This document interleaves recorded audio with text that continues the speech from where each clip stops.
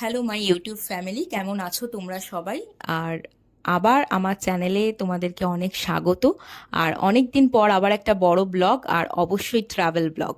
তো এর আগে আমার চ্যানেলে তোমরা ওয়ান ডে ট্যুরের অনেকগুলো ট্রাভেল ব্লগ দেখেছো। তো সেখানে আবার আমি একটা ওয়ান ডে ট্যুর নিয়েই এসেছি। ওয়ান ডে মিনস এখানে যেটা দেখানো হচ্ছে সেটা হলো একটা দিন পুরো এবং পরের দিনই ফিরে আসা, ডে বাই ডে ফিরে আসাটা নয়। আর এটা হলো বেলঘড়িয়া থানার ঠিক উল্টো দিকে, আমি এখন যেখানে দাঁড়িয়ে রয়েছে আর কি, বেলঘড়িয়া থানার ঠিক উল্টো দিকে এসবিএসটিসির বাস টার্মিনাসে। এবার বলি যাচ্ছি কোথায়। এই গরমে সবাই তো দীপুদাতে ঘুরছে, মানে দীঘা, পুরী, দার্জিলিং। তো দীঘা, পুরী, দার্জিলিং মানে দীপুদার মন ভালো করার জন্য, হ্যাঁ মন ভালো করার জন্য আমি বেরিয়ে পড়েছিলাম মন্দারমণি যাওয়ার জন্য। তো সকালবেলা দেখবে অন্যান্য দিন যেরকম ঘুম থেকে উঠতে একটু ল্যাদ লাগে, কিন্তু ঘুরতে যাওয়ার কথা শুনলেই এনার্জি একদম চরম লেভেলে থাকে। তো যথারীতি সময় ঠিকঠাক টাইমে উঠে একদম ঝটপট করে রেডি সেডি হয়ে বাস টার্মিনাসে আমরা সবাই মিলে হাজির হয়ে গেছি, এবং বাসও এসে গেছে। তো সিট নাম্বার দেখে সিটে বসেও পড়েছি। আর তোমাদের হয়তো মনে হচ্ছে যে সিটগুলো একটু খালি খালি লাগছে, কিন্তু তা নয়। এক এক করে কিন্তু সবাই যখন উঠেছে বাস কিন্তু ফুল হয়ে গেছে, এবং ফুল মানে বাস আর কি আমরা মন্দারমণির উদ্দেশ্যে রওনা দিয়েছিলাম। তো এর আগে যে ট্যুরগুলো তোমরা আমার চ্যানেলে দেখেছো, ছোট ছোট যে ট্রাভেল ট্যুরগুলো দেখেছো, ট্রাভেল ব্লগগুলো দেখেছো আর কি, তো সেগুলোতে সব কটাতেই আমরা ফ্রেন্ডসরা মিলে ঘুরতে গেছিলাম, বন্ধুরা সবাই, আর আমরা গেছিলাম আর কি। তো এটা কিন্তু অনেক দিন পর মানে অনেক বছর পর বলা যায় যে একটা ফ্যামিলি ট্যুর হচ্ছে। তো এটা ভীষণ আনন্দের ছিল আমার কাছে, যে যতই এটা ওয়ান ডে ট্যুর হোক আবার একটা ফ্যামিলি ট্যুর, এবং প্রচণ্ড হই হই হবে। এবং তাই করতে করতেই আমরা কিন্তু মন্দারমণিতে পৌঁছে গেছি। মন্দারমণিতে নেমেই একটা টোটো ভাড়া করে ঝাঁকুনি খেতে খেতে আর যথারীতি গন্তব্য মানে হোটেলে ঢুকে পড়েছি আমরা। আর এটা হলো হোটেলের রিসেপশন, আর রিসেপশনের ফর্মালিটিসগুলো করছিলাম। এবার হোটেল নিয়ে প্রচুর কোয়ারিজ আসবে আমি জানি, সব এক এক করে বলছি। ততক্ষণে তোমরা একটুখানি হোটেলটা আগে ঘুরে দেখে নাও। এটা হলো হোটেলের তিনতলার একটা ব্যালকনি, যেটা কমন লম্বা একটা ব্যালকনি এরিয়া। আর এখান থেকে দেখো সমুদ্রটা কিন্তু দেখা যাচ্ছে। আর এই ব্যালকনির উল্টো দিকেই মানে রুমটা, এই রুমটা আর কি আমরা নিয়েছিলাম। এরকম দুটো রুম আমরা নিয়েছি শেয়ার করে থাকবো বলে। কারণ আমরা প্রায় 9 জন গেছিলাম, তো শেয়ার করেছিলাম আমরা রুমে। আর রুমটা দেখো বেশ বড়, নিট অ্যান্ড ক্লিন। ঢুকেই দেখলে একটা ছোট্ট টেবিল রয়েছে, সঙ্গে দুটো চেয়ার, হ্যাঁ একটা টুলও ছিল, একটা কিং সাইজ বেড। বেডের দু সাইডেই বেড সাইড টেবিল, এবং দু সাইডেই চার্জার পয়েন্ট আছে, তোমার কোনো অসুবিধা নেই। শুয়ে বসে আরাম করে তোমরা মোবাইল চার্জটা দিতেই পারবে। আর একটা টিভিও রয়েছে তার সাথে। বেশ বড় রুমটা। আর তার সঙ্গে যে বাথরুমটা রয়েছে, বাথরুমটাও কিন্তু খুব একটা ছোট বলা যায় না, মোটামুটি ঠিকঠাক সাইজেরই। আর বাথরুমের ভেতরেই কিন্তু বেসিনটা রয়েছে।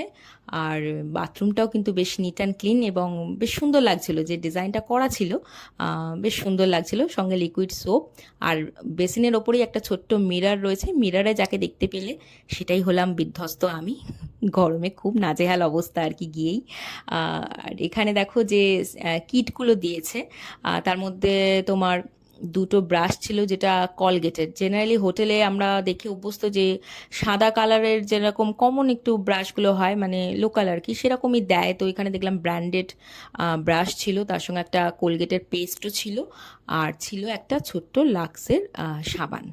তো গিয়েই তো প্রচণ্ড খিদে পেয়ে গেছে, তো তোমাদের এই ছোট্ট করে রুম ট্যুরটা দেখিয়ে দিয়েই আমরা সোজা নেমে এসেছিলাম নিচে। নিচেই ওদের রেস্টুরেন্ট এরিয়া, তো সেখানে চলে এসেছি। আর রেস্টুরেন্ট এরিয়াটাও কিন্তু পুরো এসি, আর খুব সুন্দর নিট অ্যান্ড ক্লিন, এতগুলো বসার জায়গা রয়েছে। ইজিলি ফ্যামিলি নিয়ে এলে বেশ হই হই করে তোমরা খেতে পারবে। এবং রেস্টুরেন্ট এরিয়ার বাইরের ভিউটা ঠিক এরকম, দেখো সুইমিং পুলটা কিন্তু দেখা যাচ্ছে। আর যারা গাড়ি নিয়ে আসবে তারা নিশ্চিন্তে এখানে পার্কিংয়ে গাড়িটা রাখতে পারবে, সেই বন্দোবস্তও কিন্তু রয়েছে। তো তোমাদের কোনো চিন্তার গাড়ি নেই, নিশ্চিন্তে গাড়ি রেখে তোমরা ঘুরতে পারবে। তো গিয়ে তো খিদে পেয়ে গেছে যেটা বলছিলাম। তো লাঞ্চের এদের মেনুটা কিন্তু সেট আছে, সেট মেনু যাকে বলে। এবার সেট মেনু কেন বলছি একটু পরে বলছি, আগে মেনুটা একটুখানি দেখে নাও। ভাত তো দিয়েছে, তার সঙ্গে ঝুরি আলু ভাজা, আর লঙ্কা লেবু পেঁয়াজ, এগুলো তো খুব কমন। তার সঙ্গে যেটা তরকারি দিয়েছিল আর কি, ফুলকপি আলুর তরকারি, তার সঙ্গে পোস্ত, যেটা যে কোনো একটা আর কি তুমি নিতে পারো, তার সঙ্গে ডাল তো ছিলই, আর ছিল চাটনি, পাঁপড়, মিষ্টি, আর পমফ্রেট কারি ছিল কিন্তু মাছের মধ্যে, যেটা ভীষণ ভালো খেতে হয়েছিল। আর শেষ পাতে মিষ্টিটা দেখে আমার মন তো খুব ভালো হয়ে গেছিলো, কারণ মিষ্টি আমি খুব ভালোবাসি। এবার দেখাচ্ছি হোটেলের কি নাম, হোটেল ড্রিম বাসন্তী, মন্দারমণিতে। এই হোটেল সম্বন্ধে যদি আরও কোনো কোয়ারিজ থাকে বা যাই তোমাদের জানার কিছু থাকে, আমাকে অবশ্যই কমেন্ট বক্সে জানিও, আমি তোমাদের ইনফরমেশনগুলো দিয়ে দেবো। আর এখানে গাছপালাগুলো চারদিকে দেখে বুঝতে পারছো তো কতটা হাওয়া দিচ্ছিল, পরিবেশ কিন্তু বা মানে বেশ মনোরম, মানে আবহাওয়া।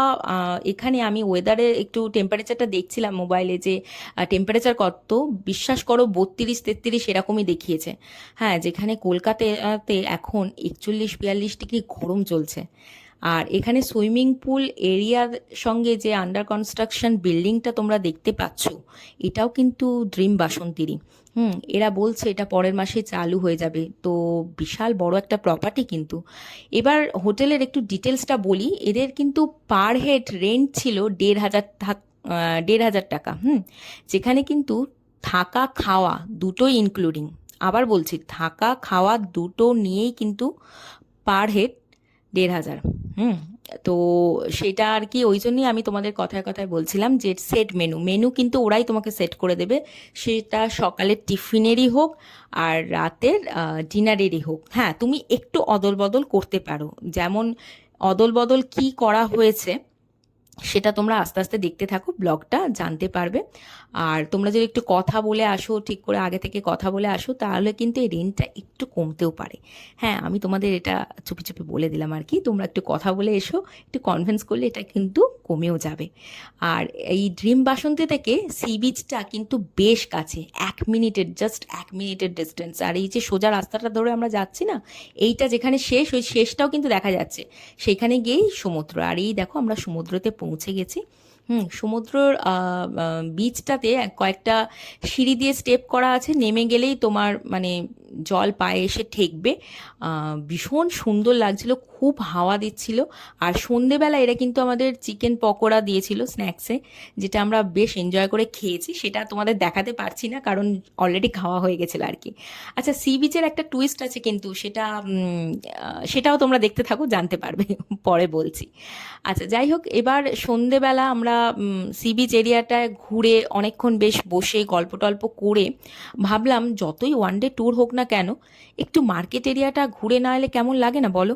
মানে সেই শাঁখ বাজছে, বিভিন্ন শাঁখের জিনিসপত্র পাওয়া যাচ্ছে, আইসক্রিম, ফুচকা, চাটের দোকান, মাছ ভাজা, এগুলো তো সি বিচ এরিয়ায় ভীষণ ভীষণ মানে টানি, এবং দেখতেও ভালো লাগে। মানে যতই মানে যতবারই দীঘা, পুরী, মন্দারমণি যাই, যতই ওয়ান ডে ট্যুর হোক, ওই একদিনের মধ্যে মার্কেট এরিয়াটা মানে যেতেই হবে, মাস্ট, যতবারই যাওয়া হোক না কেন।